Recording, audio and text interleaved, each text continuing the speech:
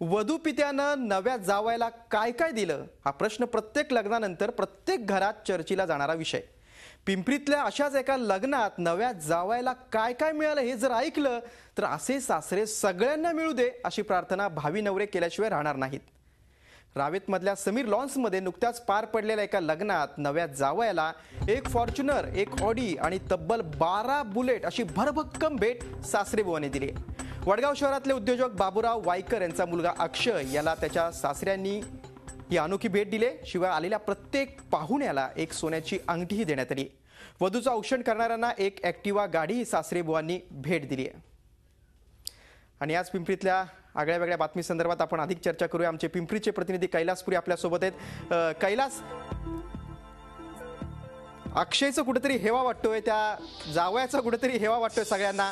खरंच या सासरेबुवांनी अशी अमूल्य भेट दिलेली आहे, काय सांगशील, काय चर्चा आहे पिंपरीमध्ये?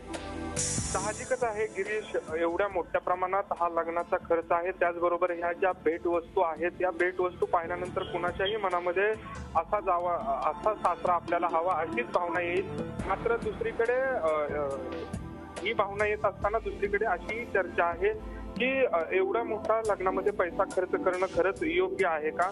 ही जी माहिती समोर येते त्यामध्ये जवळपास एक ऑडी, एक फॉर्च्युनर आणि 12 बुलेट, त्याचबरोबर एक ॲक्टिवा ही जावयांना देण्यात आलेली आहे। त्यामध्ये काही चुलत जावई आहेत त्यांनाही भेटवस्तू देण्यात आलेल्या आहेत। एकंदरीतच या लग्नाची पिंपरी चिंचवडमध्ये प्रचंड चर्चा आहे।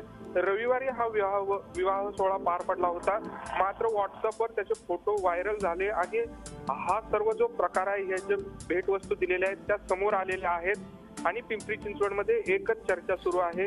कैलास, आपण दृश्यांमधनं गाड्यांचा ताफा पाहतोय, पण अक्षय वायकरचे सासरेबुवा नक्की करतात काय? एवढी श्रीमंती कशी काय त्यांची?